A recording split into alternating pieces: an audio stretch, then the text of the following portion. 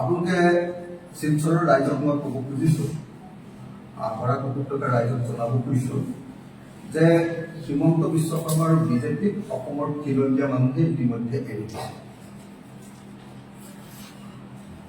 সেইকাৰণে হিমন্ত বিশ্ব শৰ্মাই কৈছে যে অহাবাৰ তেওঁলোকে মিয়াৰ 4টা সমষ্টি, মুছলমান মানুহৰ 4টা সমষ্টি, তেওঁলোকে লাহৰীঘাট, চামগুৰি, ৰূপহীহাট, উত্তৰ কৰিমগঞ্জ আৰু দক্ষিণ কৰিমগঞ্জত বিজেপিয়ে জিকিব।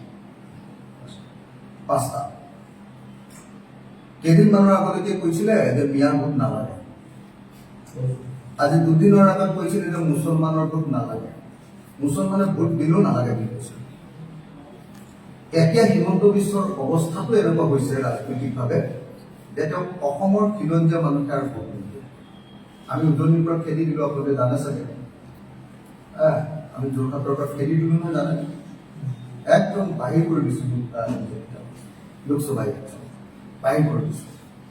ডিব্ৰুগড়তো অসমৰ খিলঞ্জীয়া মানুহবিলাকে পুৰা আমাৰ প্ৰাৰ্থী নয়নজ্যোতি গগৈক ভোট দিছে। তেওঁলোকে হিন্দীভাষী মানুহৰ ভোটতে জিকি গ'ল। ডিব্ৰুগড়ত আপোনালোকে জানে চাগে, তিনিচুকীয়া ডিব্ৰুগড়ত বহুত হিন্দীভাষী লোক আছে, গতিকে তাৰ তেওঁলোকৰ ভোটতে জিকি গ'ল। মুঠতে অসমৰ খিলঞ্জীয়া মানুহে এইবাৰ বিহালীত আপোনালোকে দেখিছে, বিহালীত অসমৰ খিলঞ্জীয়া মানুহে কংগ্ৰেছক ভোট দিছে। আৰু বাকী যিসকল আমাৰ যিখিনি অসমীয়া ভাষী লোক আছিলে তেওঁলোকে কংগ্ৰেছক ভোট পাইছে। বিহালীত অসমৰ অসমীয়া ভাষী লোকসকলে অসমীয়া ভাষী লোকসকল যিখিনি তেওঁলোকে কৈ থাকে খিলঞ্জীয়া অসমীয়া, খিলঞ্জীয়া অসমীয়া, আমি এইবিলাক কৈ নাথাকোঁ দেই। যিসকল অসমীয়া ভাষী লোক আছিলে তেওঁলোকে বিহালীত বিজেপি ভোট দিয়ে। অসমীয়া ভাষী লোক, বাকী ক'ব লাগে। আনকি আমি এবাৰ দেখিবলৈ পালোঁ যে চামগুৰি বিধানসভা সমষ্টি অসমীয়া ভাষী লোকবিলাকে কংগ্ৰেছক দিছে আৰু মিয়া মানুহবিলাকে ভোট দিছে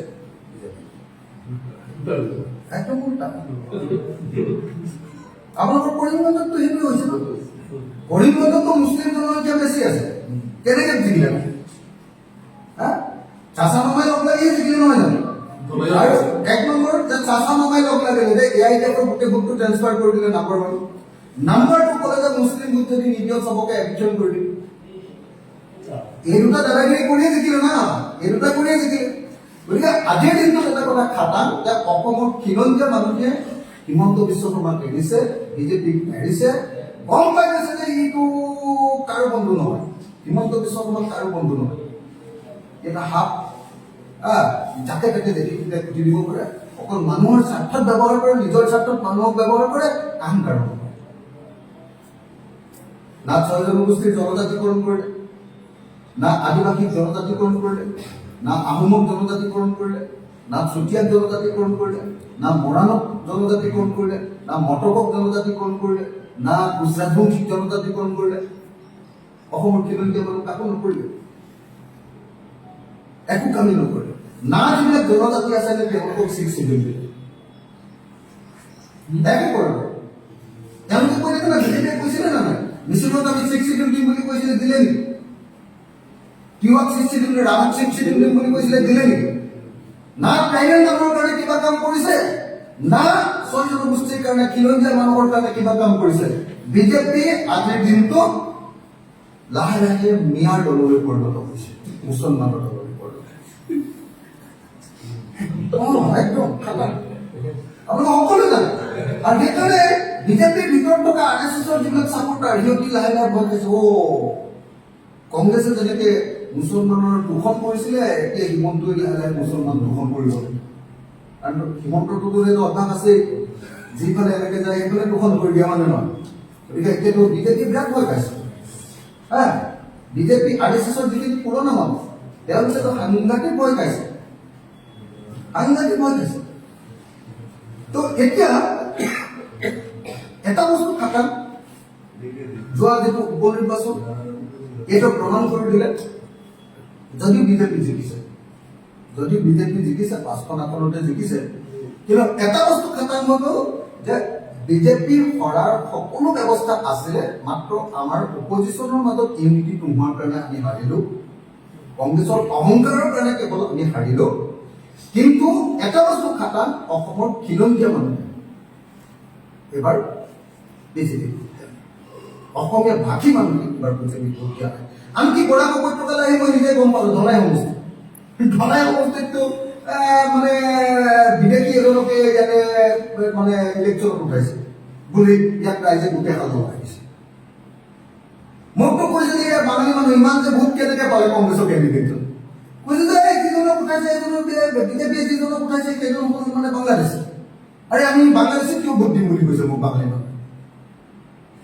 মানে ইয়াতে আজি বৰাক উপত্যকাৰ পুৰণি যিখিনি বেংগলী মানুহ, বেংগলী ভদ্ৰলোক, যিসকল ইয়াৰ খিলঞ্জীয়া মানুহ, সেই মানুহবিলাকক ইম্পৰ্টেঞ্চ নিদি বাংলাদেশৰ পৰা অহা মানুহক কেণ্ডিডেট চাই দিয়ে।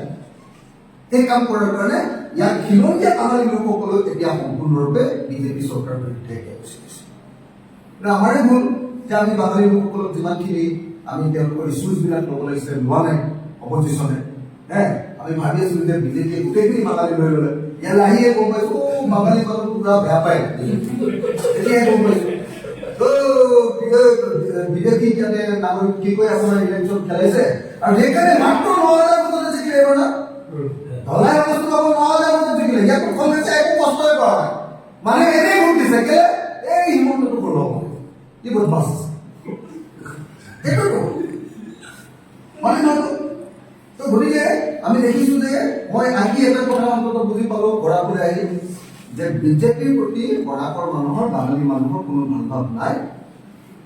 বিজেপিয়ে বৰাক উপত্যকাত অকল নিজৰ কালেক্টৰ ৰাখিছে আৰু বৰাক উপত্যকাত অকল লুণ্ঠন, ইয়াৰ কোনো ডেভেলপমেণ্টৰ কাম কৰা নাই, অকল লুণ্ঠন কৰিবৰ কাৰণে কেইটামান এজেণ্ট ৰাখিছে কৌশিক নিচিনা টকা বাকী কোনো বাঙালী মানুহৰ ডেভেলপমেণ্টৰ কাৰণে, বাঙালী মানুহৰ কামৰ কাৰণে, কালচাৰ বঙালী জাতিটোৰ কাৰণে কোনো কাম কৰা নাই। এতিয়া এই মুহূৰ্তত মই আন এটা বিষয় লৈ আপোনালোকৰ ওচৰত যাব খুজিছোঁ, সেইটো